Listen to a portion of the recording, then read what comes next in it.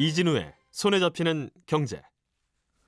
중동에서 사건이 일어날 때마다 우리는 저 동네는 늘 저런 일이 있긴 있지 하면서 왜 저런 일이 일어났는지에 대한 이해는 좀 접어두고 또 그럼 석유가 오르는 건가 이제 이런 걱정을 하게 되는 게 사실인데, 오늘은 그 배경을 좀 이해할 수 있는 지식들을 배워보려고 특별한 세 분을 저희가 따로 모셨습니다. 석유는 어떻게 세계를 지배하는가라는 책을 쓰시기도 한 한국석유공사의 최지용 과장님 모셨고요. 또 찾아보니 저희 문화방송에 이란 전문가들이 꽤 있었습니다. 중동은 왜 싸우는가라는 책을 쓰신 MBC 라디오의 박정욱 PD 이 자리에 모셨고, 또 한 분은 이란에서 유년기와 청소년기를 보낸, 지금은 MBC 아나운서로 활동하고 있는 강다솜 아나운서, 이렇게 세 분과 함께 오늘은 이란과 중동 공부를 좀 제대로 해보려고 모셨어요. 어서 오십시오.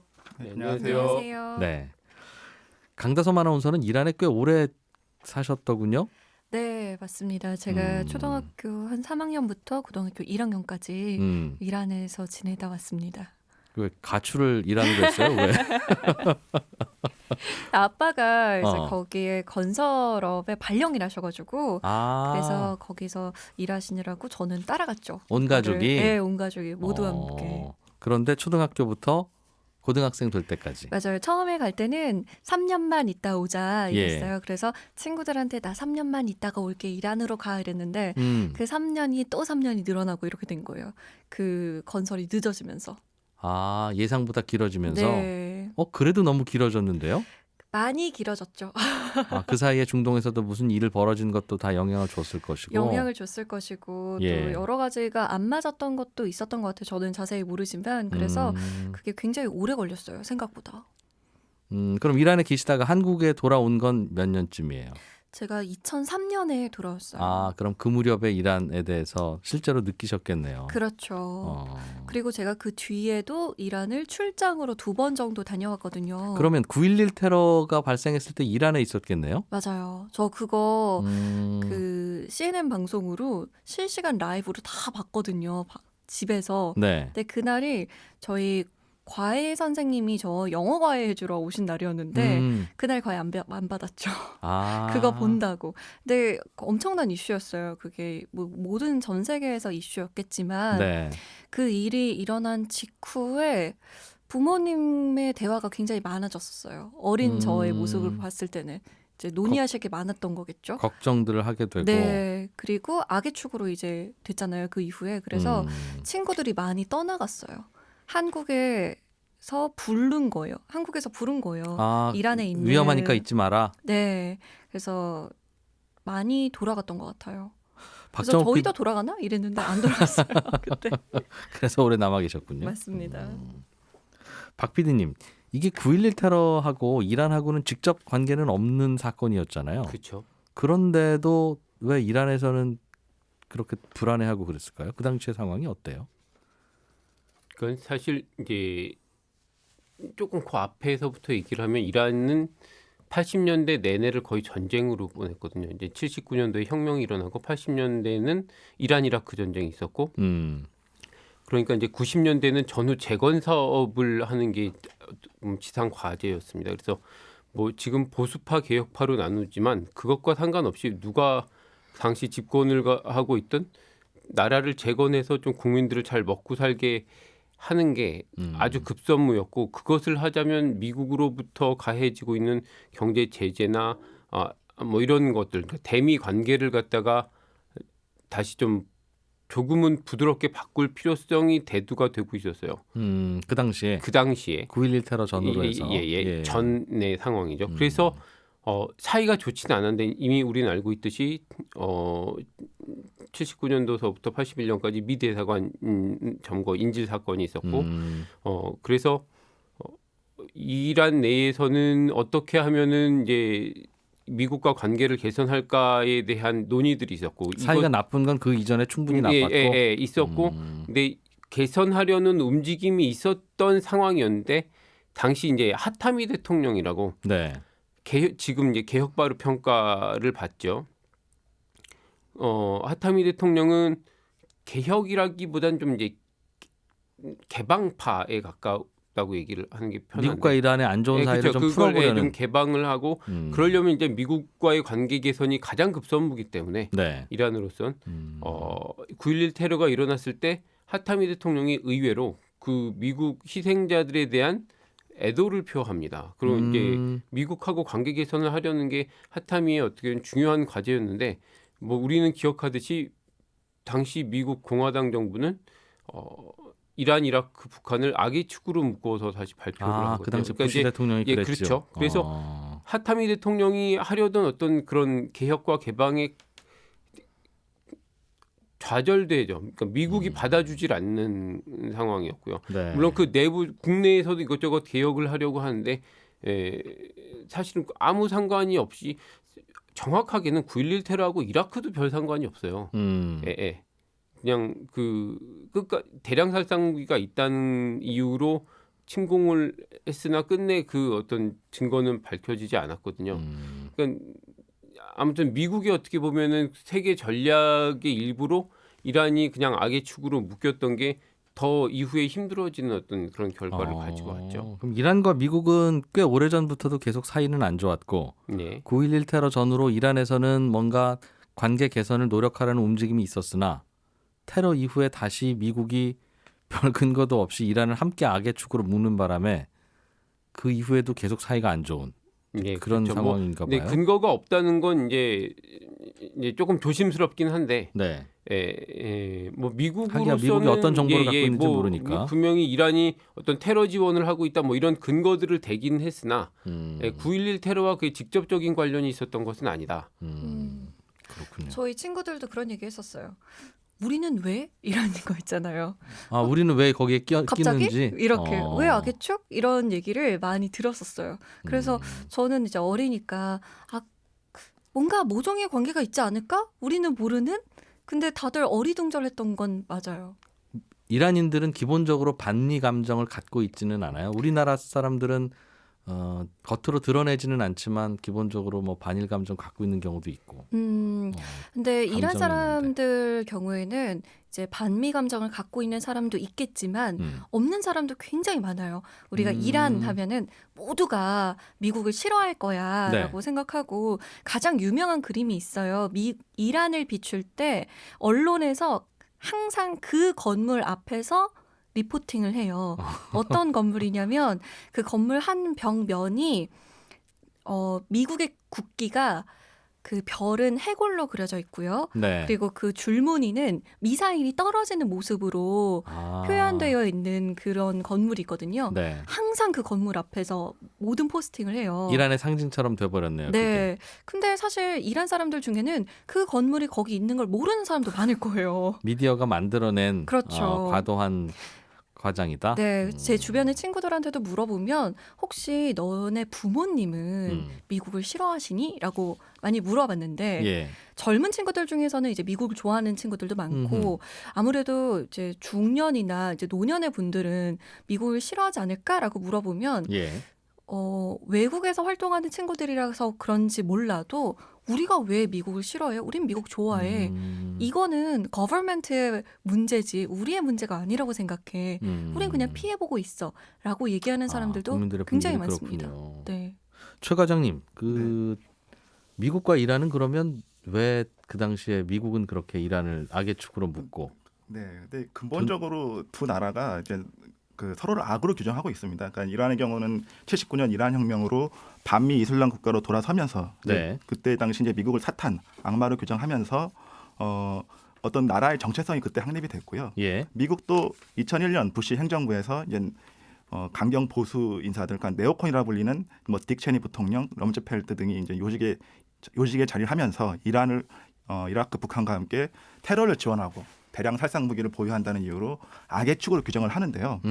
근데 더 근본적인 이유는 그 이란이 미국이 중동에서 추구하는 중동 질서를 위협하고 방해하기 때문입니다. 무슨 말이냐면은 미국이 중동에서 추구하는 기본 질서가 있습니다. 뭐냐면 미국은 중동 국가들의 체제와 안전을 보장해주고 그 사우디와 같은 중동 국가들은 석유를 거래할 때 달러를 사용하고 또 미국으로부터 무기를 엄청나게 사주는 어떤 그런 상호관계가 중동 질서의 기본 축이라고 할 수 있습니다. 잠깐만요. 그러니까 저도 평소에 궁금했던 게 중동에서 무슨 일이 나면 네. 왜 미국은 그 먼 곳에 가서 꼭 싸우냐? 네. 그 뭘 바라고 그러는 건가? 네. 그게 방금 말씀하신 그 내용과 연관되는 것 맞습니다. 같은데 예. 그러니까는 중동이 미국한테 해주는 게 뭐예요? 그럼 미국이 중동에서 영향력을 살려두면 네. 미국은 뭐가 좋죠?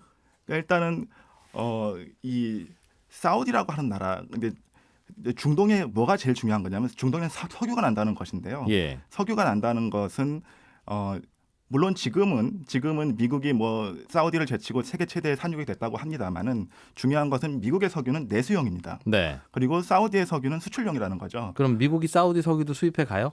일부 수입해 갑니다. 그렇지만 예. 그러니까 사우디의 석유가 대부분 수출용이라고 하는 것은 그러니까 전 세계 에너지 공급의 중심에 있다는 우리도 거거든요. 거기서 사오고 그렇죠. 일본도 거기서 사오고 우리나라도 원유 수입은 사우디에 제일 많이 의존하고 있고요. 예. 그렇다는 점에서는 전 세계 에너지 공급의 중심에 있는 그 사우디가 다른 반미 세력이나 어떤 다른 정치 세력에 넘어간다는 것은 미국 패권까지 위협할 수 있는 그런 사안이 될 수 있는 거죠. 미국 자체 수요에는 큰 영향을 안 줄 수 있지만 미국은 네. 자기 거 크게 되면 되지만 예. 한국이나 일본 같은 미국의 우방 세력들의 에너지 문제도 미국이 지켜줘야 그렇죠. 이른바 예. 체면이 쓴다. 그렇죠. 패권의 유지에도 중요한 부분이고요. 그리고 더 하나 덧붙이자면은 예. 전 세계 교역량에서 가장 큰 비중을 차지하는 상품이 석유와 석유 제품입니다. 그리고 그 중에서도 사우디 석유가 거래량이 제일 많고요. 그런 사우디의 석유가 달러로 거래되기 때문에 네. 달러의 기축통화로서의 지위도 지켜주는 부분이 있는 것이고요. 그런데 만약에 이 사우디의 안전이 뭐 다른 국가에 좌우되거나 또 다른 뭐 반미 국가에 의해 좌우되면서 사우디의 석유가 뭐 중국 패권을 다투는 중국의 이완화나 또 유로화로 결제된다고 한다면 달러의 지위마저도 위협할 수 있는 뭐 그런 중대한 그래서 것이죠. 중동에서 사우디는 꼭 미국이 지키고 그렇죠. 예. 지배권을 갖고 있어야 되는 게 미국의 중요한 이해관계다. 미국의 핵심이죠. 그것은. 예. 그런데 이란이 사우디에 대한 그 문제에서 어떤 역할을 하죠? 그러니까 이제 이슬람권이 수니파하고 시아파로 갈라져 있는 건 아시죠? 들었습니다. 그리고 예.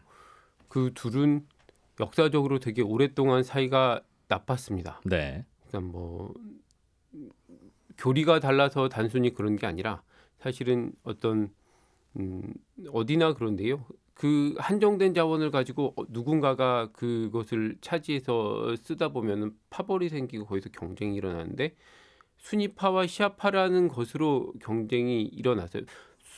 수니파가 훨씬 강했으나 역사적으로 16세기 초에 페르시아 당시 지금 이란의 전신 국가죠. 사파비 왕조 페르시아가 원래 수니파가 중심이었던 주된 인구의 대부분이었던 그 지역을 강제로 이스마일 1세라는 샤 왕이 강제로 개종을 시킵니다. 이유는 단순해요. 지금 이슬람 세계를 좌지우지하는 게 그 당시 오스만 제국의 술탄이었는데 수니파의 수장이거든요. 잠깐만요. 사우디는 수니파예요, 시아파예요? 수니파입니다. 사우디는 수니파고 이란은 시아파인데요. 네. 현재 전체적으로 중동에서 봤을 때 수니파의 대표하면은 뭐 여럿이 나설 수 있겠지만 보통 사우디로 얘기가 되고요. 왜냐하면 가장 일단 잘 살고 덩치가 크기 때문에. 네. 시아파의 또 우두머리 하면은 이란을 꼽거든요. 근데 그 이란이 역사적으로 봤을 때 처음부터 그 수니파의 지배에서 벗어나기 위해서 아예 파를 국민들을 강제로 개종시켜서 시아파를 만들고 그랬기 때문에 이란인들은 어떤 의식을 갖냐면 소수파이지만 저 주류 세력과 다른 이란 고유의 정체성이라고 생각해요. 시아파, 이슬람 시아라는 건 그게 곧 이란인이다라고 하는 어떤 정체성하고도 되게 맞물려서 생각이 됩니다. 비슷해요. 러시아인들이 러시아 정교회가 러시아인임을 증명하는 어떤 정신 세계하고 맞닿아 있다라고 생각하는 거하고 비슷합니다. 그러니까 소수 종교를 갖다가 자신들의 어떤 민족적 정체성으로 생각하는 그런 양상을 보이는데 이제 여기서 그치는 것이 아니라 1979년도에 이란은 이슬람 혁명이 일어납니다. 혁명의 특징들이 자국 내에서만 혁명을 하고 끝나는 것들이 아니고 혁명의 이념은 보편적 걸 지향합니다. 주변 나라에 그렇죠? 본인들의 이념을 전파시키는 전 세계로 혁명을 수출해서 전 세계가 자신들의 혁명의 대의에 맞는 세상이 도래하는 것이 바람직한 길이다라고 생각을 하죠. 사실 공산주의도 그랬고 모든 혁명들은 그런 식으로 이렇게 자신들이 가진 어떤 이념을 전파하려는 습성을 가집니다. 이란의 이슬람 혁명도 똑같았습니다. 그럼 이란이 갖고 있는 시아파라고 하는 종교적인 생각을 주변 국가인 사우디가 갖고 있는 수니파의 생각과 충돌할 텐데 예. 그거를 서로 바꾸려고 하는 상황이다 그 말이에요?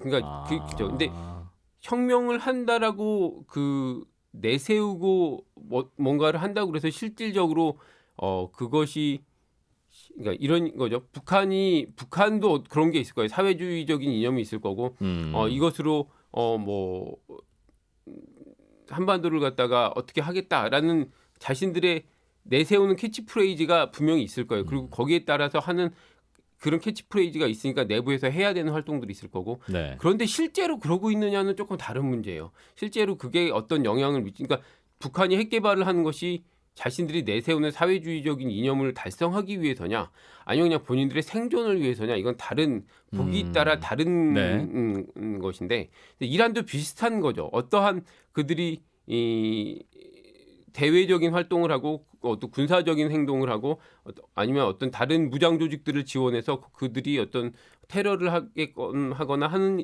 활동들을 하는 것인데 네. 그게 이란 혁명을 위해서인지 본인들의 안보를 위해서인지 뭐 그것은 사실은 정확하게 판단하기 알 수는 어렵습니다. 근데 없겠죠. 아무튼 그런 활동을 하고 사우디 입장에서는 그것이 본인들에게 굉장히 위협이 된다고 생각을 합니다.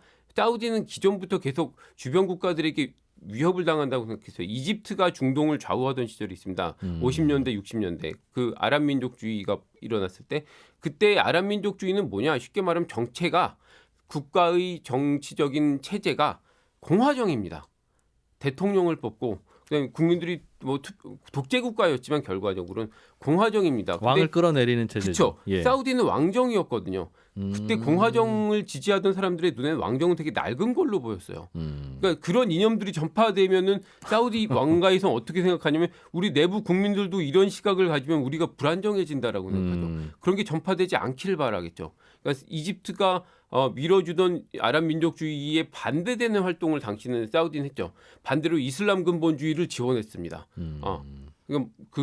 그리고 지금은 어떠냐면은 이란이 그런 시아파와 이란 시아파 혁명의 핵심은 공화정입니다. 이란 혁명 자체가 샤라는 왕정, 팔레비 왕정을 무너뜨리는 거였기 때문에 네. 그 왕정이 하지 않던 것, 선거를 하지 않았고 왕이 전제적인 권력을 행사했고 세습을 했고 이런 것들을 갖다가 탈파해야 되는 게 어떤 혁명의 주된 목적이었기 때문에 현재 이란은 그런 것들을 형식적으로나마 다 하고 있습니다. 선거도 있고 공화정이고 그것이 옳은 모델이다라는 게 퍼져서 사우디 왕정에게 일단 좋을 게 없습니다. 사우디는 그래서 불안하다. 그러니까 단순히 이게 예전에 1600년 전에 갈라졌던 시아파와 수니파의 그 갈라진 것 때문이 아니라 그냥 국제정치 딱 그래서 냉전기에 소련하고 미국이 서로 경쟁하던 것과 비슷하게 봅니다. 오늘날의 중동을 중동판 냉전 시대라고 보는 거예요. 그러니까 소련 대신 뭐 이란이라고 그러고 미국 대신 사우디라고 하면은 그들이 하는 행동은 비슷합니다. 그렇겠네요. 주변에 자기 동맹을 늘리려고 하고 그 동맹들에게 지원을 하고 사회주의가 전파될까봐 서로 불안해하고 또 자본주의의 물결이 넘어갈까봐 불안해하고 하는 것처럼. 근데 우리가 보기에는 다음 중 4명 중에 2명은 사우디인입니다. 사우디인을 골라보세요 하면 저는 못 고르겠어요. 그리고 잘 공부 안 하고 있으면 그냥 한민족들인 것 같은데 이란이 보기에 사우디, 또 사우디에 보기에 이란은 정말 다른 사람들이라고 생각하나 보죠? 완전히 다르죠. 우리나라가 중국인과 똑같은 사람이다라고 하면 기분이 나쁘고 기분 나쁘죠. 우리나라가 일본인과 차별이 없다, 구별할 수 없다라고 하면 왜 구별이 안 되냐라고 얘기하는 것처럼 중동 사람들도 마찬가지예요. 특히 이란은 네. 본인들이 우리는 유목민이 아니다. 우리는 문명을 건설했다. 문화가 있는 민족이다. 그렇기 때문에 저 아랍 사람들과는 다르다라고 생각하거든요.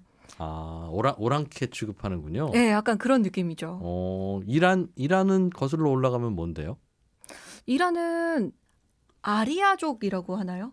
그렇죠. 그러니까 이제 일단 페르시아의 후예라고 생각합니다. 아, 페르시아 제국. 예, 페르시아 제국의 후예라고 생각합니다.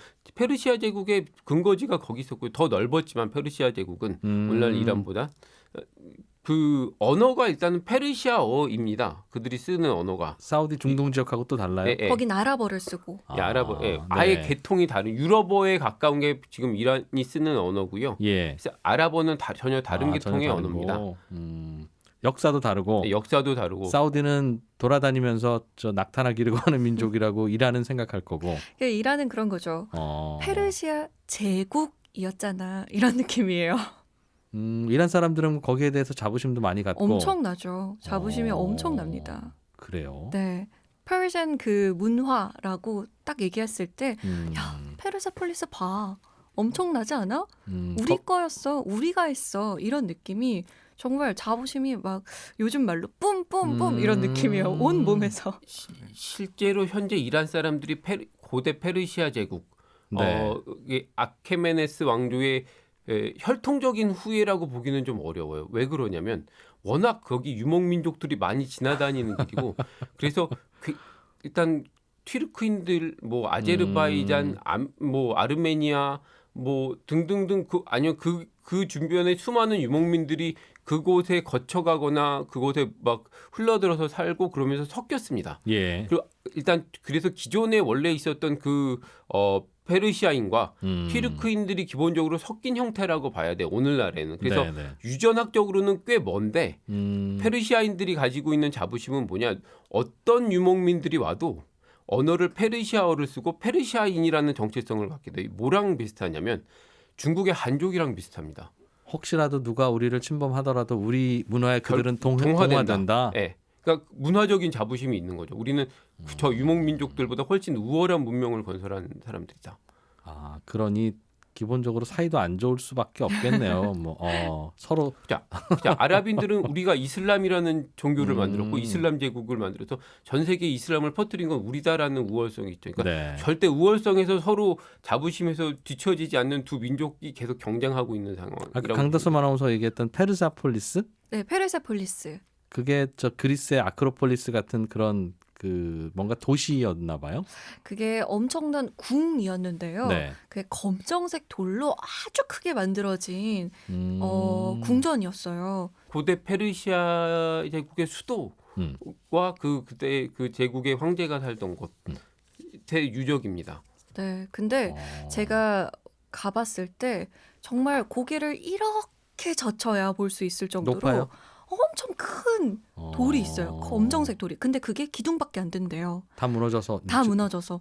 근데 그게 만약에 다 완성됐을 무렵이면 얼마나 엄청났겠느냐. 그 옛날에 얼마나 엄청났겠어요. 정말 화려한 시대를 살았던 거죠. 그 사람들은. 그래서 그 이란 사람들 같은 경우에는 자신의 화려했던 그 과거나 역사가 어떤 서구에 의해서 이제 무너졌다는 어떤 자존심에 대한 상처가 있고요. 아하. 근데 그런 것도 있고 또 이제 또 정치적인 입장에서 보자면 네. 미국의 입장에서 보자면은 또 미국의 입장에서 보면 사우디와 이란은 이제 극명하게 대비가 됩니다. 그러니까 아까도 말씀드렸던 미국이 중동에서 추구하는 질서, 그러니까는 체제 보장과 달러 사용, 또 체제 보장과 무기 거래, 뭐 이런 것들의 중동 질서에서 이란도 원래 그 질서에 적극적인 참여자였습니다. 그러니까 79년 이전까지만 하더라도 이란의 팔레비 왕조는 친미 정책을 취하면서 네. 어떤 미국이 추구하는 중동 질서를 적극적으로 따라가는 그런 입장이었는데 79년 이란 혁명으로 180도 돌아섭니다. 그 이란 혁명이라는 게 네. 쿠데타 같은 거였어요?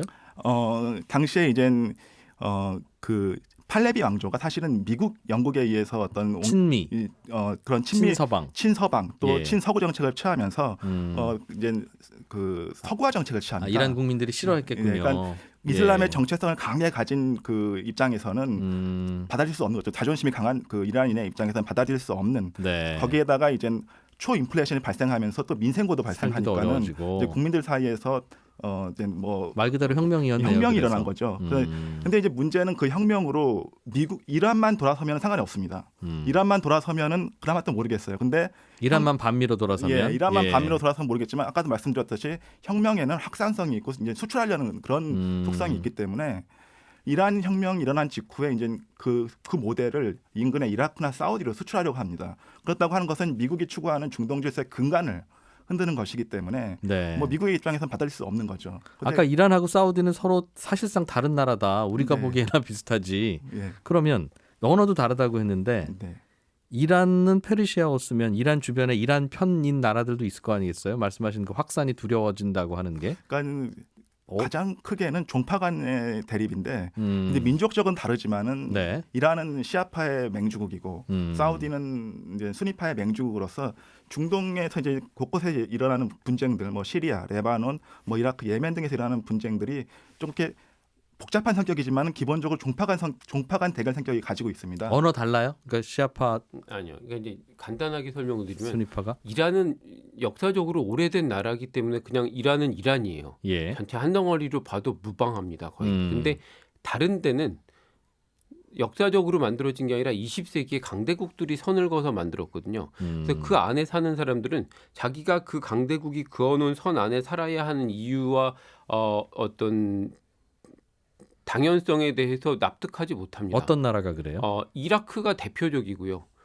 시리아, 팔레스타인, 레바논, 시리아, 이라크 이 나라들이 이제 굉장히 심각한 상태인 거죠. 예. 예, 사우디는 좀 다르게 본인 어떤 사우드 왕가가 스스로 정복을 해서 만들어 놓은 땅이기 때문에 괜찮은데 자기 나라라는 정체성이 예, 있는데. 지금 혼란스러운 나라들, 쉽게 말하면 자주 전쟁이 일어나고 하는 그곳들은 이라크와 시리아가 대표적이죠. 지금 시위가 일어난 레바논도 마찬가지고 또 뭐 지금 또 여러 가지 문제가 발생한 어떤 핵심인 팔레스타인 지역도 마찬가지고 여기는 옛날에는 존재하지 않던 그러니까 나라들입니다. 물론 시리아라는 지명은 있었지만 그때의 시리아는 지금의 시리아를 의미하는 게 아니라 지금의 시리아, 요르단, 레바논, 팔레스타인을 합쳐서 하나의 시리아라고 불렀고요. 네. 근데 그걸 다 갈라놓고 어떤 다른 나라로 만들었던 거죠. 그 나라로 만들 때 초반에 영국이나 프랑스가 만들 때는 초반에는 다 왕정이었습니다. 근데 예. 그 나라들이 밑에서 쿠데타가 일어나서 이제 공화정으로 바뀌었고. 근데 아무튼 이 나라들이 그 경계 안에 만들어질 때 들어간 구성원들은 그 아주 오랜 역사상 동질성을 가지고 있지 않았어요. 기본적으로 아랍은 전체적으로 부족 단위입니다. 살았던 게. 유목민족들은 원래 그랬고요. 네. 그래서 나라를 이룬 다음에도 그 부족주의가 없어지질 않아요. 어떻게 됐냐? 한 부족에서 집권자가 나면 쿠데타를 통해서 집권을 하면 주요 요직들을 그 부족 사람들이 다 차지합니다. 계속 그러니 이게 어떤 국민적인 단합이나 통합이라는 게 이루어지기가 어려운 상황으로 그동안 정치가 이루어졌고 정체성도 그렇게 형성이 되어 있습니다. 네. 그 부족하고 종파는 되게 아주 긴밀하게 맞닿아 있습니다. 내가 이라크 내에서 시아파인 이유는 우리 부족이 내 아버지, 할아버지, 증조할아버지, 고조할아버지 저 위에서부터 계속 시아파였기 때문인 거예요. 어허. 그러니까 마치 그거는 너 시아파에서 야 그럼 순위파로 그냥 개종하지라는 말이 안 우리 되는 거군요. 조상을 부정하는 일이 되는 거죠. 자신의 근본과 이게 맞닿아 있는 거라 네. 단순히 교리의 차이 때문에 이게 움직이지 못한다가 아니고요.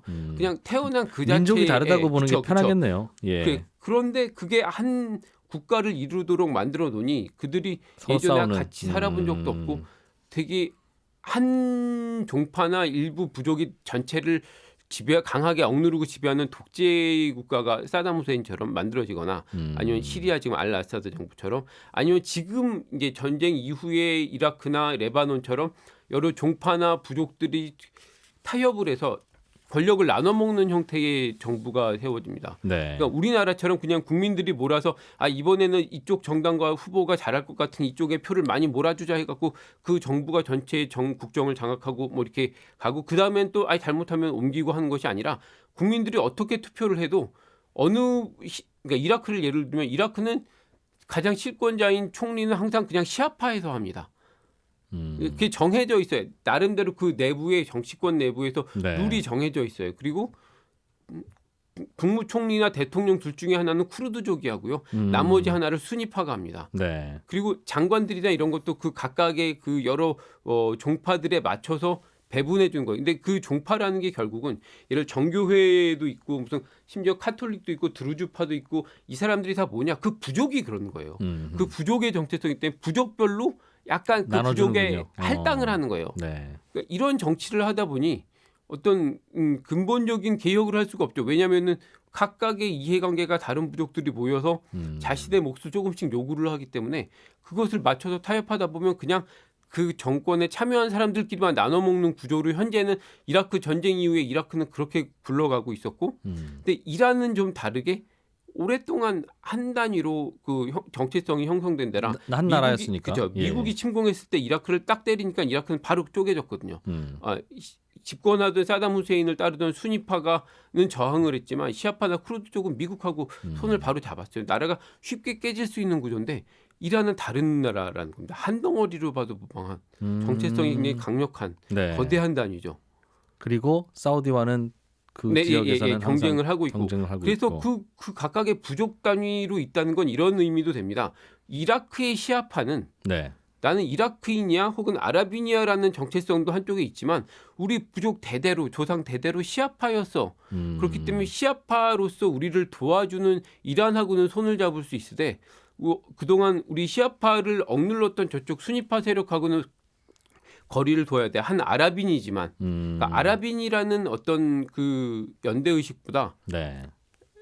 종파의 연대 의식을 가질 수 있는 확률도 굉장히 높은 거죠. 그러니까 그 상황 따라 달라지는 겁니다. 난 반드시 종파로만 뭉치겠어도 아니고 민족 단위로 뭉치겠어만 아니고 그동안 역사를 보면 어떤 상황에서는 민족 단위로 뭉칠 때도 있고 어떤 상황에서는 종파로 뭉칠 때도 있고 그건 정치적인 변수에 의해서 좌우된다. 이런 그 이라크 내부 상황을 잘 이용한 게 좀 미국입니다.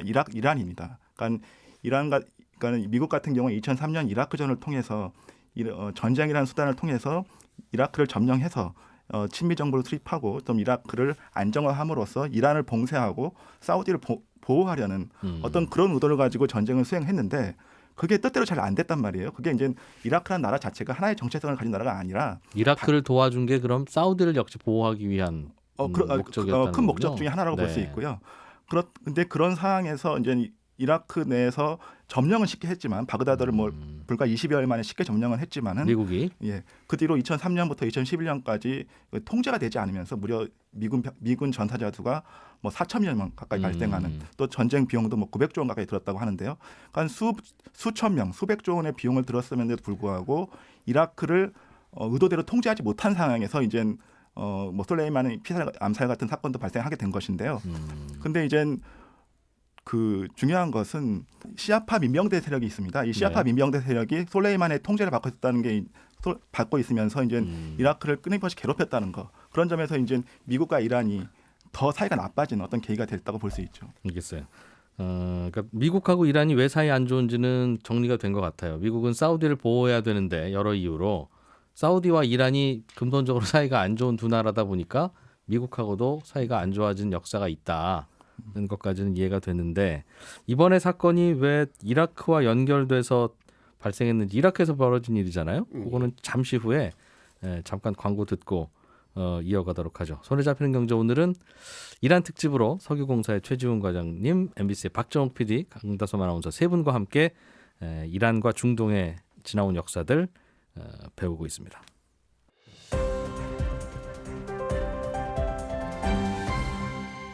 경제를 생각하는 사람들의 즐거운 습관. 이진우의 손에 잡히는 경제. 네. 손에 잡히는 경제 오늘은 이란 특집 진행하고 있는데요. 우리 이라크하고 이란하고의 관계를 좀 알아야 이번 그 솔레이마니 피살 사건 또는 제거 사건이 왜 미국과 이란이 싸우는데 이라크에서 그 일이 벌어졌는지를 좀 이해할 수 있을 것 같은데 그 구조는 왜 그렇습니까? 그러니까 이제 일단 이라크의 지도를 한번 좀 펼쳐놓고 보면 쉽게 이해가 됩니다. 어떤 상황인지. 이라크는 지정학적으로 묘한 위치에 있어요. 아까 이제 최지훈 과장님이 말씀해 주셨지만 이라크가 만약에 반이란 세력이 이라크를 장악하고 있으면 이란은 중동에서 고립됩니다. 무슨 말이냐면 다른 나라와 육지로 연결되지 않아요. 중동에서. 실제로 그래서 사담 후세인이 집권하던 시기엔 이란의 영향력이 중동에서 그렇게 크지 않았어요. 그때도 레바논 헤즈볼라를 지원하고 시리아를 지원했지만 해로나 육로를 통해서 다녔어야 되고 그것은 뭐냐? 훨씬 그 다른 나라 그의 적들이 그 움직임을 갖다가 막거나 파악하기가 쉽다는 이야기죠. 시리아나 혹은 뭐 이집트로 가거나 요르단, 사우디로 가려면 반드시 이라크를 육로로 가려면 거쳐야 되는. 이라크하고만 맞닿아 있고요. 나머지 국가는 이라크를 통해야지 연결이 됩니다. 예. 그래서 사실은 이란이 그렇게 큰 영향력을 발휘하지 못했습니다. 사담 후세인 시절엔. 예, 이라크가 혁명을 딱- 수출하고 싶어도 근데 미국이 이라크를 사담 후세인을 무너뜨리고 난 다음에 상황이 지나고 보니까 어떤 일이 벌어졌냐면 이라크 내의 시아파들이 네. 이라크 내의 시아파들이 이란하고 연계가 되면서 이란이 갑자기 이라크에서 엄청난 영향력을 갖게 된 거예요. 그러면서 이어집니다. 이라크와 시리아와 그다음에 레바논과 밑에 그게 이제 좀 둘러서 뭐 해로를 통해서 예멘까지 그게 소위 말하는 시아 벨트 혹은 시아 초승달이라고 불리는 그런 어떤 벨트가 형성됩니다. 이렇게 육로로 이어지면서 중동에서 이란이 가지는 영향력이 급증합니다. 갑자기. 근데 이라크는 어쩌다가 갑자기 이란 편이 됐어요? 그것도 말씀을 드릴게요. 예. 그 사담 후세인 시절에 사담 후세인은 아까 말씀드렸듯이 순위파였고요. 네. 그 당시 운동권들이 있잖아요. 독재 정부가 있으면 운동권이 있잖아요. 어느 나라나. 사담 후세인에 대해서 저항하는 세력. 예, 저항하는 세력들이 시아파가 중심이었습니다. 그렇겠죠. 주로. 서로 예. 달랐으니까 저항했겠죠. 왜냐면 예. 이라크는 인구 자체는 시아파가 훨씬 더 많은 나라인데 소수인 순위파가 지배했던 거거든요. 네. 그래서 심하게 박해하니까 망명을 했겠죠. 시아파 운동권 리더들이 어디로 망명했느냐? 이란입니다. 왜냐하면 이란 전체가 시아파이기 때문에 소위 쉽게 말하면 이라크의 운동권들의 망명을 받아준 곳이 이란이었고 네. 이라크의 시아파 운동권들로서는 어떤 입장이냐? 우리들이 위험할 때 우리들을 갖다 보호해 준 나라예요. 그리고 그들이 거기 가서 이제 결혼을 하고 또 아이를 낳고 하죠. 현지에서 또 아이가 자라서 청년이 됩니다. 이 사람들이 사담 후세인이 무너진 다음에 이라크로 돌아와서 현재 이라크 정부와 정치권의 어떤 핵심 세력이 됩니다. 아하. 사담 후세인 이후에 이라크에서 집권한 세력들은 이란의 지원을 받거나 심지어 이란에서 살았거나 태어난 사람들조차도 있죠. 젊은 세대들은 그 인적인 연계가 되는 거예요. 그 사람들 입장은 생각이 어떠냐면 예. 이란 하면 떠올리는 게 다른 나라가 아니라 제2의 고향이거나 심지어는 누구한테는 진짜 고향이에요. 나는 뿌리는 이라크지만 태어나긴 이란에서 태어나서 하는 사람조차도 있을 정도로 이란하고 어떤 그런 정서적인 연계가 강한 사람들이 현 집권 세력 내에 들어와 있는 거예요. 이 사람 사담 후세인이 무너지고 나면 친이란 세력이 집권하겠다는 거는 예정돼 있었던 사실이네요. 사실은 거기까지 미국은 파악하지 생각 않았던 못했던 거죠. 거예요? 네, 생각하지 못했는데 그렇게 된 겁니다. 그 당시 저항을 주도했던 세력들이 명분이 있잖아요. 예. 그러니까 당연하죠. 뭐 우리가 일제에서 해방됐을 때는 독립운동하던 분들이 와서 이제 새로운 정부를 세울 거 아닙니까? 이제 그런 것처럼 후세인에게 저항하는 세력이 이라크 내에 별로 남아있지 않던 상황이거든요. 워낙 강하게 탄압했기 때문에. 예. 근데 외부에 있던 사람들이 들어와서 주도를 해서 만들었고, 근데 문제는 뭐냐? 이라크 국민들은 이란을 싫어해요. 말씀드렸듯이 아예 서로 다른 아랍인과 페르시안인이라는 다른 것도 있지만 역사적으로 최근에 전쟁도 벌였거든요. 8년간이나. 네. 그러니까 이라크인들 입장에서는 내 형제자매 친구가 저 그때 전쟁 때 이란인들한테 죽었는데 저들이 와서 설치고 저들을 앞잡이 노릇을 하는 자들이 우리 정권 내에서 그 높은 자리에 올라가 있다는 것을 인정하기 싫죠. 네. 받아들일 생각이 없죠. 그런 상황에서 작년 10월에 시위가 일어납니다. 이라크에서. 그리고 그 시위가 지금까지도 계속되고 있고요. 거대한 반정부 반이란 시위가 일어납니다. 그러니까 그 전까지 이란의 지원을 받으면서 이라크에서 득세를 하고 있던 친이란 세력들이 위기에 몰리죠. 어떻게 대응을 하느냐? 이들은 반이란에 대한 맞불을 반미 운동을 일으키려고 맞불을 놔요. 그래서 두 가지를 하는데 하나가 테러를 했고요. 네. 또 하나는 미국 영사관 건물을 공격을 했습니다. 이라크 안에서? 이라크 안에 있는. 누가요? 친이란 민병대들이 이라크인인데 친이란 민병대들이 네. 반미 운동을 하면서 물리적인 공격을 하기 시작했어요. 그 이라크 내에 있는 미국. 이라크 국민들의 상당수는 반 이란 시위를 하고 있고 네. 그와 다르게 반미 시위도 또 다른 주체가 있다. 그러니까 친이란 세력들은 반미 시위로 거리로 나온 대중들은 반이란 시위로 이라크가 막 갈라지고 있던 상황이 그렇게 달아오르기 시작했습니다. 그러던 상황에서 미국이 솔레이마니를 죽인 거죠. 솔레이마니는 뭐 잘 알려졌습니다만 이미 이라크와 시리아를 마쿠에서 좌지우지 그 정치권을 좌지우지할 정도의 실력자였군요. 중동의 친이란 세력을 컨트롤하던 네, 컨트롤하는 정치가이자 군사 또 뭐 군 장군이었는데 그 사람이 이라크인 현재 이라크 내 친이란파를 좌지우지하는 실제로 어떤 그런 배후 세력이었기 때문에 미국은 일단은 제거를 했고, 그러니까 그 제거하기 직전의 상황이 반이란 반미가 서로 막 맞부딪히는 상황에서 반미의 중심이면서 반이란의 운동의 표적이 되고 있는 자를 제거한 겁니다. 미국으로서. 그러니까 가장 눈에 거슬리면서 가장 중요한 사람이죠. 이 판을 흔들 수 있는. 네. 근데 제거를 했는데 그게 동시에 어떤 일도 일어나고 있었냐면 이란에서는 작년 11월부터 또 거대한 시위가 일어나고 있었군요. 이 시위의 실체에 대해서는 잘 알려지지 않습니다. 워낙 언론 통제를 해서. 근데 지금까지 밝혀진 걸로는 1,000명 넘게 사망한 걸로 알려져 있어요. 이란에서? 1,000명이요? 예. 그러니까 1,000명도 넘었을지도 몰라요. 예. 왜냐하면 제가 그때 당시에 이란에서 이제 있다가 한국에 들어오신 분들의 이야기를 들었었는데 정말 많이 죽었고 정말 공포에 휩싸였다. 그래서 누군가가 이거를 좀 알려줬으면 좋겠는데 전 세계에 워낙에 통제를 하니까 작년 일이었어요? 네, 작년 11월부터 왜 밖으로 안 알려졌습니까? 1,000명이 사망했으면 이건 뭐 비행기 그렇게 몇개 통제가 떨어진 되는 거고. 거죠. 통제를 이제, 엄청나게 하는 거예요. 이렇게 추정치인데요. 추정치가 다 달라요. 뭐 1,500명이라는 데도 있고 뭐 이렇게 다른데 이란은 부풀려져 있고 저 서방 언론들이 지금 우리를 해하려고 저 가짜 뉴스를 흘린다라고 주장하지만 뭐 흘러나온 뉴스를 보면 하여튼 상황이 심각한 건 분명한 것 같습니다. 이란에서 일어난 시위는 뭘 요구하는 시위였습니까? 시작은 그거였어요. 그러니까 이제 정부가 미국의 제재로 인해서 정부가 어려워지니까 재정적으로 휘발유 값을 보조해주던 보조금을 없애버렸습니다. 그러니까 기름값이 오른 거예요. 근데 하루 아침에 50% 정도가 올랐습니다.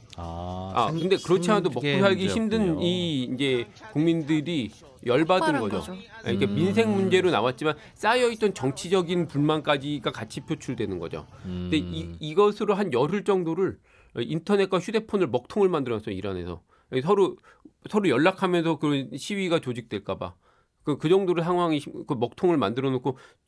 혁명 수비대가 투입돼서 초강경 진압을 했다고 알려져 있습니다. 근데 그래서 그때 예. 한국에 있는 이란인들이 걱정이 엄청 많았어요. 왜냐하면 가족들은 이란에 있는데 지금 시위가 일어나고 있고 나는 한국에 있고 내 가족들은 이란에 있는데 연락이 되질 않으니까 진압이 강경하다고 네, 하고. 혹시 무슨 일이 일어났을까 봐 엄청 초조해했었거든요. 예전에 우리 저 광주 항쟁 있었던 그런 느낌인 거죠. 그만큼 네. 통제가 강해요, 이란이? 반정부 시위 같은 경우가 이제 사우디 입장에서도 굉장히 두려운 것입니다. 그러니까는 사우디 입장에서는 솔레이마니를 중심으로 한 친이란 시아파 그 시아파 벨트들이 이란, 이라크, 시리아 또 예멘을 포함해서 그 시아파 세력들이 좀 더 강해지고 있는 상황에서 이제 솔레이마니가 피탈된 것인데요. 시아파 세력들이 강해지게 되면은 이란처럼 사우디도 이 반왕정 세력 또 반미 세력이 있어 왔고 지금도 있습니다. 그러니까 대표적으로 오사마 빈 라덴을 들 수 있는데 오사마 빈 라덴도 사우디 사람인데 체제 비판적인 그 이제 언행을 하다가 사우디에서 추방되다시피 해서 이제 아프간으로 가서 이제 테러를 벌이게 된 건데요. 지금 사우디 왕정도 이렇게 지지 기반이 좀 취약한 편입니다. 그러니까는 21세기의 왕정이라고 하는 것이 그래서 이런저런 개방하고 뭐 여성들도 네. 뭐 가능하게 만들어주고 네. BTS도 초청하고. 예, 맞습니다. 그래서 어떤 개혁 개방 정책을 통해서 좀 어떤 왕정의 지지 기반 또 나라의 비전을 좀 세워보려고 하고 또 뭐 작년에 아람코를 IPO하면서 그 자금으로 어떤 석유가 아닌 다른 사업으로도 이제 비전을 키워보려고 하는 그런 노력들을 하고 있습니다만은 사우디 같은 경우도 이제 어떤 가시적인 성과는 잘 나오고 있는 편은 아니에요. 근데 제일 불안한 게 국민들이 혁명 일으킬까 봐 제일 불안하고 예, 맞습니다. 사우디도. 사우디도 그게 제일 불안한 건데 그러니까 이란에서도 비슷한 일이 벌어지면 우리의 적국에서 벌어진 일이니까 그렇죠. 뭐 고소하기도 합니다만 반대로는 똑같은 상황이 우리한테도 그게 벌어지면 굉장히 불안하기도 할 뿐더러 그것을 부추기는 게 또 그 이라크 내 이제 시아파 세력들. 네. 그러니까는 가장 악몽 같은 시나리오는 사우디의 반왕정, 반미 세력들이 이라크 내 시아파 세력과 연계되는 것입니다. 연계되면서 이제 더 어떤 시너지 효과가 낼 수가 있거든요. 고민이다. 예. 알겠어요. 상당히 권위주의적인 정부인 모양이군요. 사우디도 무슨 뭐 어디 처벌하는 거 보면 뭐 굉장히 잔인하게 처벌하면서 네네. 그러는데 이란도 그래요? 굉장히 좀 무섭죠. 어떻게 보면은 제가 이란에서 취재도 다녔고 살기도 했지만 네. 제가 살았을 때는 저는 보지 못했습니다만 이렇게 차에서 휙 지나갈 때 엄마가 갑자기 제 눈을 확 가렸었어요.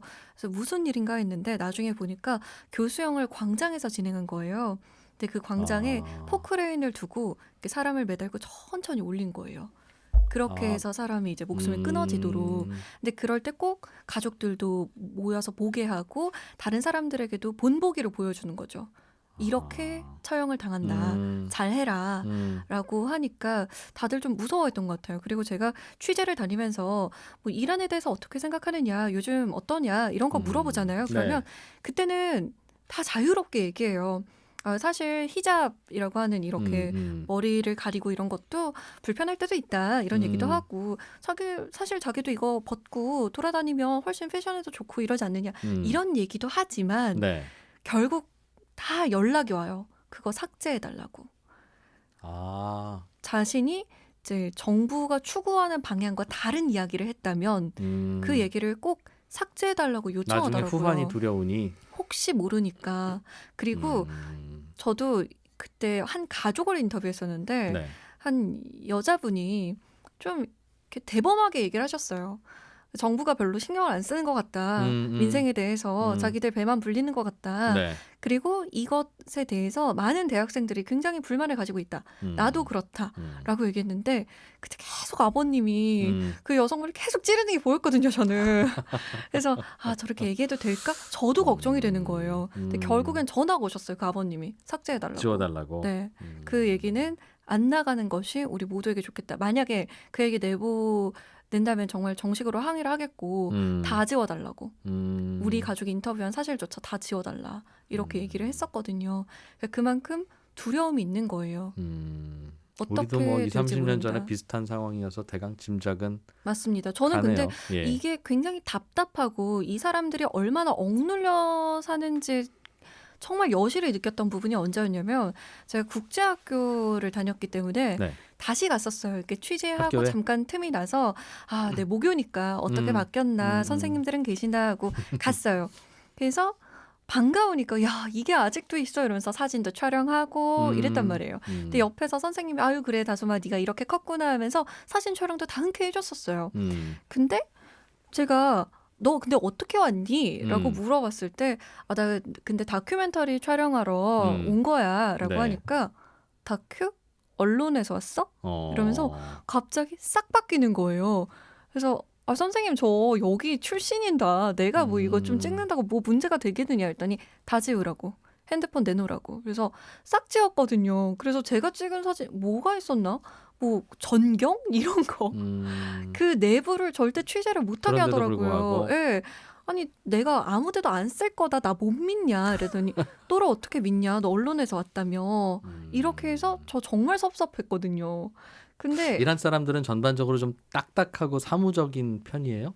그렇게? 그 부분에 대해서는 딱 거기에서만? 그렇습니다. 네. 다른 부분에서는 엄청 상냥해요. 제가 그 얘기하기 전에는 네. 밥도 사줄까, 뭐 다 보여줄까, 뭐 여기 네가 있었던 9학년만으로 내가 데려가 줄게. 선생님 일하던 거 다 제치고 함께 가고 이러거든요. 정이 많군요. 정이 엄청 많아요. 저 취재하면서 다닐 때 그냥 뭐 뭐 제가 이슬람 사원 앞에 정원 이런데 네. 일하는 공원 문화가 굉장히 발달이 되어 있어요. 음. 어디 나가서 놀 수 있는 곳들이 많이 없으니까 공원에서 가족들이 3, 4, 5 모여서 뭐 티도 마시고 밥도 먹고 피크닉을 엄청 많이 하거든요.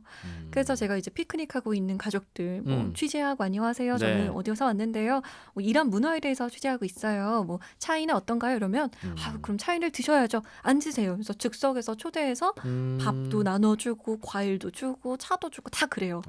엄청 살갑고 다정한 사람들이거든요. 그러나 그 문제 정부라든가 아니면 어렵고 말하기 힘든 문제와 관련해서는 입을 딱 닫고 이런 문제와 대해서 얘기할 거라면 저는 응하지 않겠습니다. 인터뷰. 치워주세요. 이러거든요. 그런 체제가 우리도 겪었으니까 아는데 오래 못 가잖아요. 내부에서는 그래서 자꾸 분출되기도 하고. 맞아요. 스트레스 어떻게 풀어요, 국민들은? 근데 국민들은 자기들끼리 정말 3, 4, 5 피크닉으로 많이 풀기도 하고요.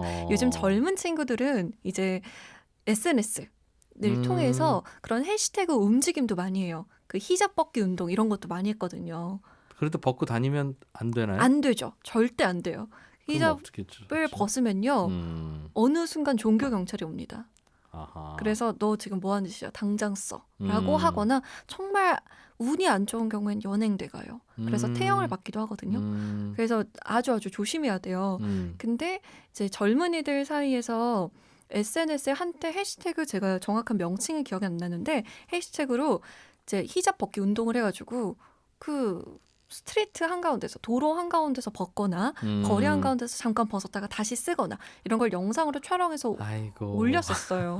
정말 조그마한 작은 바람이죠. 그래서 그렇게 하기도 하고 그리고 이제 뭐 정말로 뭐 이슬람을 정말 경건하게 믿는 분들은 안 그러겠지만 집안에서 파티가 많이 일어났어요. 남녀가 섞인 파티. 그러면 안 되는 거죠? 안 되죠. 왜냐하면 일하는 버스도 남녀가 구분되어 있거든요. 아, 그런데 몰래 남녀가 모여서 친구들이 모여서 이제 밴드도 부르고 이래갖고 음악도 크게 틀어놓고 춤도 추고 그때는 히잡 같은 거 쓰지 않고 화려한 옷을 입고 왜 우리 영화 같은 데 보면은 네. 이 히잡이나 아니면 이런 차도로 안에 이렇게 쫙 펼치면은 그 안에 막 샤넬도 있고 뭐 엄청 명품들이 많거나 아니면 굉장히 뭐라 그럴까요? 짧은 미니스커트 이런 것들을 입은 모습을 볼 수가 있잖아요. 영화에서. 파티용이군요. 네, 진짜로 거기서 재미나게 놀아요. 그렇게 해서 근데 이란 같은 경우도 그런 게 있을 것 같아요. 그러니까는 그 반미 이슬람 혁명이 있었던 게 이제 79년인데요. 그러니까 네. 벌써 40년 전입니다. 그러니까는 그 79년 이슬람 혁명 때 세대들 그러니까는 반미와 지하드를 외치던 그 세대들 이후에 태어난 79년 이후에 태어난 30대, 20대 세대들은 조금 이렇게 서구에 대한 정서가 그 40대, 50대 세대들과는 조금 다른 느낌을 가지고 있을 것 같고요. 그렇겠죠. 그런 차원에서 이제는 이란이 또 강하게 반미로 나서기가 쉽지 않은 상황인 것 같습니다. 네. 아마 시간이 지나면 지날수록 그러지 않을까 싶어요. 그래서 이번에도 시위가 격렬했던 이유가 이란에서 아마도 이제 그런 게 쌓여 있는 것에 대한 폭발? 분출된 거죠. 결국에는 터지는데 이 시위가 또, 저는 이란이 반미 그 성향을 계속 그러니까 반미 정책을 계속 이어나간다면 이런 시위는 계속해서 일어날 것 같아요. 왜냐하면 반미 정책을 이어나갈수록 생션이 심화되면은 네. 이란 사람들은 결국 어려워지죠. 살기가 어려워지거든요. 근데 민생을 그렇게 돌보아 주는 것 같지도 않고 내가 누리고 싶은 문화도 제대로 누릴 수 없게 하고 이러니까 불만은 결국 쌓이거든요. 그게 이제 굉장히 이런 점이 이제 어떻게 보면 미국이 노렸다는 점이라고 볼 수도 있는데, 그러니까 그 경제 제재가 계속되면서 지금 이란은 한국이나 뭐 다른 나라들의 원유를 수출을 하지 못하고 있어요. 그러니까 한국 같은 경우도 2017년까지만 하더라도 이란에서 1억 배럴, 연 1억 배럴, 그러니까 3대 수입국 중에 하나였습니다. 한국의 3대 수입국 중에 하나였는데 작년 5월 이후로 지금 이란에서의 원유 수입량은 제로가 됐어요. 그러니까는 이란에서는 주 수입원이 이제는 거의 없어졌다고 볼 수도 있는 거고요. 그런데 이제 재밌는 거는 1950년대에도 비슷한 사례가 있었습니다. 1950년대에도 모사데크라는 사람이 그 영국에 이란에 진출한 앵글로 페르시안이라는 석유 회사의 자산을 모두 국유화합니다. 네. 그러자 영국이 원유 수입 금지 조치를 합니다. 그러면서 이제 또 이란 국민들의 민생구가 심해지죠. 그러면서 이제 민중들의 시위가 일어나고 그러면서 또 다시 그 반미 반서구 정권이 전복됩니다. 그러니까 그런 같은 현상이 또 이 현대에 와서도 안 벌어진다고 또 장담할 수는 없는 거거든요. 그러니까는 트럼프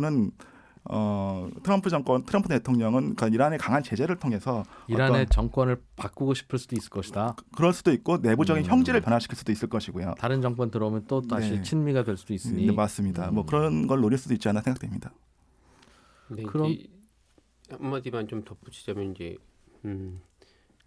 약간 맥락을 좀 봐야 되는 게 페르시아라는 거 아주 거대한 자부심을 가지고 있는 나라가 1820년대 후반서부터 그때 러시아에게 전쟁에 지면서 굴욕적인 불평등 조약을 맺고 외세에 시달리면서 그 이후 이란 혁명 79년까지 150년간 거의 외세의 반지배 상태를 받았거든요. 우리나라 조선 말기처럼 이란이 그랬다는 거죠. 이란은 그런 상태였습니다. 이란 국민들의 반외세 정서는 대단히 강합니다. 그러니까 거기에 대한 트라우마가 있고 그 트라우마가 결국은 79년도 이슬람 혁명을 만든 건데 그래서 이제 모사데크가 아까 말씀하셨던 55년도에 모사데크가 53년도에 모사데크가 축출되던 시절에는 시위도 일어나긴 했지만 핵심이 쿠데타였습니다.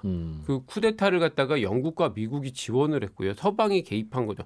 그게 미국을 미워하는 어떻게 보면 시초였습니다. 그전까지는 주로 영국이나 러시아를 미워했지 자신들을 괴롭히던 강국이 네. 거기니까 예. 미국에 대해서는 별 감정이 없었거든요. 이란이. 근데 여기서부터 모사데크는 선거를 통해서 집권한 총리였고 선거가 없다가 그 짧은 시간에 어떤 선거가 잠깐 허용되던 시절에 국민들의 여론이 분출한 게 석유 국유화를 외치는 사람을 총리로 앉힐 정도로 그렇게 반외세 정서가 강했었던 거고요. 그래서 그 사람을 앉힌 다음에 앉혔는데 쿠데타가 일어나서 그 사람을 끌어내리니까 그리고 쿠데타를 외세가 지원했단 말이에요. 이런 사람들 입장에서는 어떠냐?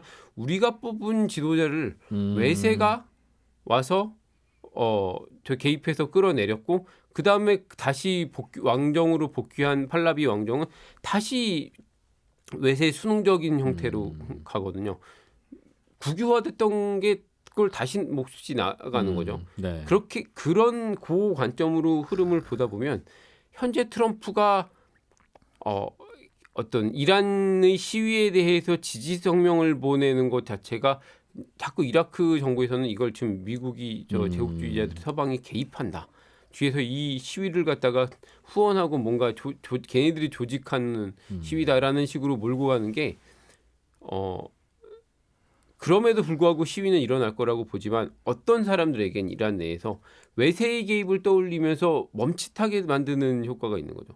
그러니까 이란 현 정부를 바꾸는 게 이란 국민들의 순수한 힘으로 이루어지는 것이 아니라 이게 또 어떤 서방의 개입이다라고 했을 때 그들은 150년간의 그 시달렸던 그 아픈 트라우마로 그게 이란입니다. 그러니까 굉장히 그 트라우마에서 벗어나지 못해서 그 과격한 혁명이 일어나고 혁명이 일어난 다음에도 지금 개방으로 가는 뒷 발목을 잡는 데는 여전히 서방에 대해서 고개를 숙이고 비굴한 모습을 보인다는 것에 대해서 비난하는 세력이 있겠네요. 정치적인 힘이 여전히 있는 거예요. 이라크 국민들 입장에서는 이란. 그렇죠. 예. 이란 이란 국민들 입장에서는 뭔가 개방을 하고 자유를 얻고 개혁을 하자니 현재 정부가 맡고 있고 그건 마음에 안 드는데 그걸 또 피해서 친미로 가자니 그동안 쌓여있던 외세와의 갈등 이건 또 받아들일 수가 없고. 그렇죠. 그래서 아까 말씀드렸듯이 시위가 막 일어나고 있던 타이밍에 솔레이마니가 죽으면서 이란 전역은 사실은 반미로 불타올랐었습니다. 그 솔레이마니 장례식장에 어마어마한 인파가 몰렸고 그래서 여론이 그러니까 혁명 수비대가 싫은 사람들조차도 미국이 와서 함부로 우리 쪽에 이 유명 인사를 갖다가 살해했다라는 것에 대해서 분노가 치솟는 거죠. 근데 이게 다 뭐 어떻게 보면 트럼프로서는 다행히 알겠어요. 바로 이란이 우크라이나 여객기를 갖다가 오인해서 격추시키면서 지금 상황이 완전히 바뀌긴 했으나 그런 겁니다. 개입하는 게 드러난 순간 사실은 어떻게 보면 원래 의도했던 효과를 발휘하지 못해요. 그렇겠네요. 우리로 치면 유사한 사례인지 모르겠습니다만 박정희 대통령 시해 사건을 미국의 뭐 예를 들면 CIA가 와서 그런 일을 벌였다면 또 다른 양상이 됐겠죠. 네, 평가가 또 달라지죠. 그렇죠. 그 또 사건에 대해. 달라지겠죠. 여론도 달라지고. 네.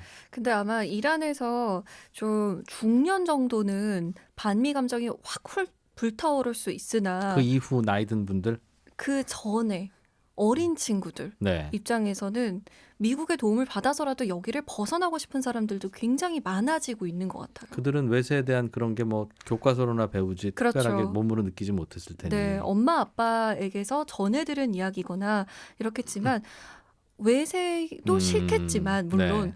근데 이거는 아니지 않아라는 생각이 굉장히 강한 사람들도 많이 생겨나는 것 같아요. 그렇군요. 네, 이란 30대, 안에서도. 20대가 인구 거의 한 절반을 차지할 정도로 되게 비중이 높습니다. 네. 그러니까 지금 이 말한 강다솜 아나운서께서 말씀하신 그 젊은 세대의 비중이 높다는 게 아까 이제 저 최 과장님께서 하셨던 이란이 또 어떻게 밑에서부터 해서 다시 바뀔지 모른다는 가능성을 타진하게 하는 어떤 요소이기는 해요, 분명히. 네.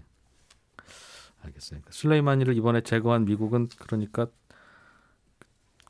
그 부분에 대해서는 조금 잘못된 판단을 했을 수도 있겠네요. 뭐 물론 다른 이유가 있으니까 제거를 했겠습니다만.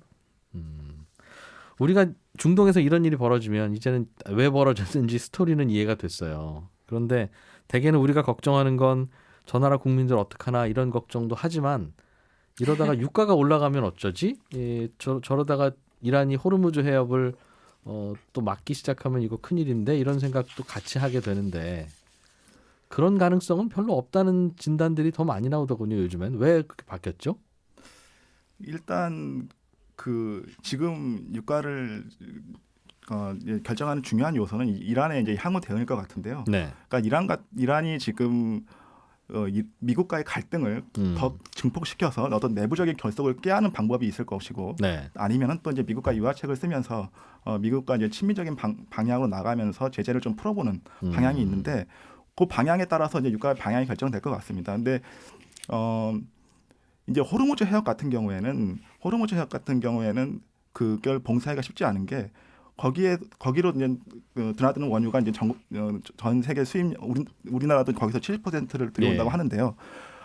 거기를 막게 되면은 뭐 한국뿐만 아니라 전 세계적인 공적이 되는 겁니다. 그러니까는 뭐 중국으로 가는 석유도 그렇고 일본으로 가는 석유도 그렇고 그러니까는 거기를 막기는 쉽지 않고 다른 옵션이 있다면은 작년에 이제 사우디의 석유 시설, 전 세계 에너지를 공급하는 사우디의 석유 시설이 드론으로 피격되는 일이 있었는데 네.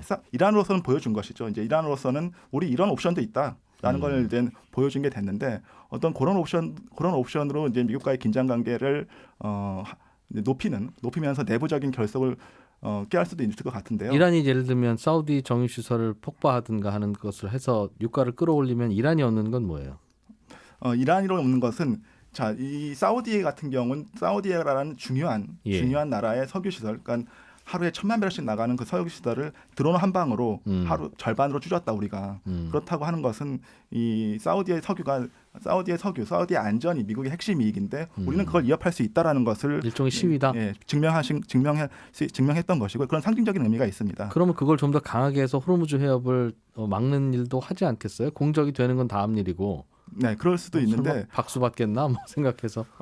이제 그렇게 한다는 것은 이제 미국과의 갈등을 최고조로 해서 긴장을 되풀이하면서 이제 내부적인 결속을 노릴 수도 있다는 것인데요. 그렇게 하기에는 부담이 너무 크다고 크고 또 젊은 세대들의 반미 감정이나 이런 게 지지를 받기가 조금 그게 좀 불확실하지 않을까 뭐 이런 생각을 하게 됩니다. 일단 그 드론으로 공격한 게 근데 이란이라는 심증은 있으나 확실한 아직 증거가 나온 그건 아니고요. 그래서 다른 예를 들어서 저 예멘에서 날아왔거나 이라크 내에서 날아왔다면 이제 그게 친이란파가 한 거라도 해석이 달라집니다. 그래서 이제 약간 좀 덧붙여드리는. 그건 어떻게 생각하세요? 즉 우리의 가장 큰 경제적인 관심은 이란이 호르무즈 해협을 막는다든가 하는 다른 형태의 어차피 이란은 자기 석유 잘 이제 못 파니까 심지어는 예전에는 문제가 생기면 본인들 석유 내보내는 게도 문제가 생길 수 있는데 이제는 이란 입장에서는 이판사판이잖아요. 그러면 뭔가 더 강한 테러를 통해서 유가를 끌어올리는 문제 그런 것들도 시도를 할 수 있을 것 같기도 한데. 그러면 미국 좋은 일만 하는 거거든요. 미국도 이제 석유를 수출하고, 근데 미국의 유가도 미국이 아쉬울 건 없고요. 사실은 미국은 셀프로 다 석유를 공급할 수 있는, 지금 미국이 미운 건데 네. 이란 입장에서는. 과거에는 왜 막았죠? 그러면 호르무즈 해협을 가끔 막기도 하고 그랬었는데. 그러니까 그 완벽하게 막았던 건 거의 없었다고 볼 수 있고요. 예. 그러니까는 이게 하나의 카드로 계속 79년 이후부터 계속 사용했던 카드이긴 한데 그런 그 과거에는 이 카드가 또 더 위협적이었던 것이 미국도 이제 뭐 중동산 석유, 페르시아만을 거치는 중동산 석유를 많이 수입했기 때문에 네. 미국에게도 에너지 공백을 초래할 수 있는 좋은 이제는 카드. 그 카드가 별로. 예, 이제는 호르무즈 해협 막는다고 해도 미국에게는 그렇게 큰 위협은 되지 않습니다. 오히려 이란을 도와주는 중국 같은 데가 타격을 받죠. 그러니까 그럼 그거 선택할 수 있는 옵션이라고 보이지 않습니다. 저는. 그러면 이란이 우리를 경제적으로 위협할 다른 사고를 벌일 가능성은 좀 적어졌다고 보겠네요.